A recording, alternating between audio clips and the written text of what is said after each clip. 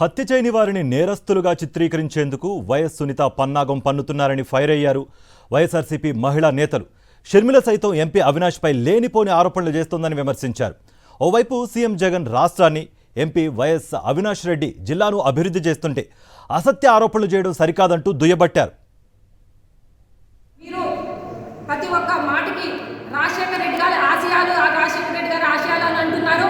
రాజశేఖర రెడ్డి గారి ఆశయాలంటే ఆ రోజు 2009లో రాజశేఖర రెడ్డి గారు చనిపోయిన తర్వాత ముఖ్యంగా ఆ రోజు రాష్ట్రం విడగొట్టడానికి కారణమైన కాంగ్రెస్ పార్టీతో మీరు చేతులు కలపటమా రాజశేఖర రెడ్డి గారి ఆశయాలంటే అని నేను ఈరోజు ప్రశ్నిస్తూ ఉన్నాను. ముఖ్యంగా రాష్ట్రం విడిపోయిన తర్వాత కాంగ్రెస్ అధికారంలో ఉన్నప్పుడు ప్రత్యేక హోదా తీసుకురాకుండా రాష్ట్రాన్ని అప్పుల్లో కూరుకున్న అలాంటి పార్టీతో మీరు పొత్తు పెట్టుకోవటం రాజశేఖర రెడ్డి గారి ఆశయాల.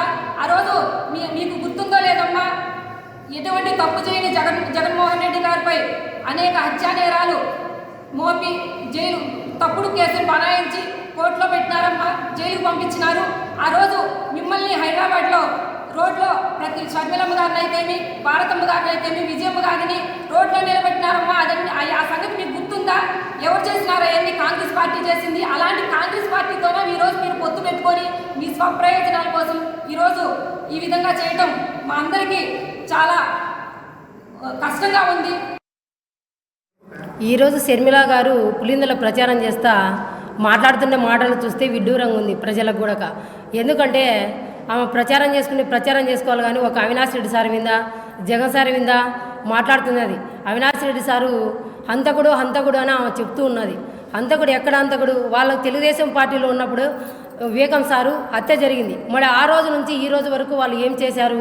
వాళ్ళు నిరూపించుకోవాలంటే సిబిఐ ఉంది, వాళ్ళ ప్రభుత్వం ఉంది. మరి ఈరోజు ఆమె వచ్చేసి రాజకీయాల లబ్ధి కోసం ఈరోజు ఎంపీ అవినాష్ రెడ్డి సార్ను హంతకుడు అని విమర్శిస్తుంది.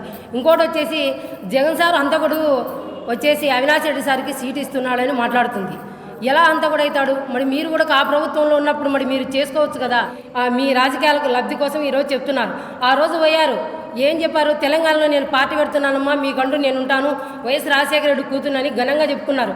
మరి అక్కడ ఏం చేశారు? పట్టుమని 10 రోజులు కూడా లేకుండా అక్కడ 40 కుటుంబాలు, అక్కడ నమ్ముకున్న కుటుంబాలను నీటి ముంచి వచ్చేశారు. మళ్ళీ ఇప్పుడు వచ్చి ఇదే రాజశేఖర రెడ్డి గారిని చంపిన, మీ తండ్రిని చంపిన దాంట్లోనే కూటమిగా మారి మీరు ఈరోజు పొత్తులు కలుపుకొని దానికి అంకితం చేసుకొని ఈ రాజకీయ స్వలాభాల కోసం మీరు ఈరోజు మాట్లాడుతున్నారు.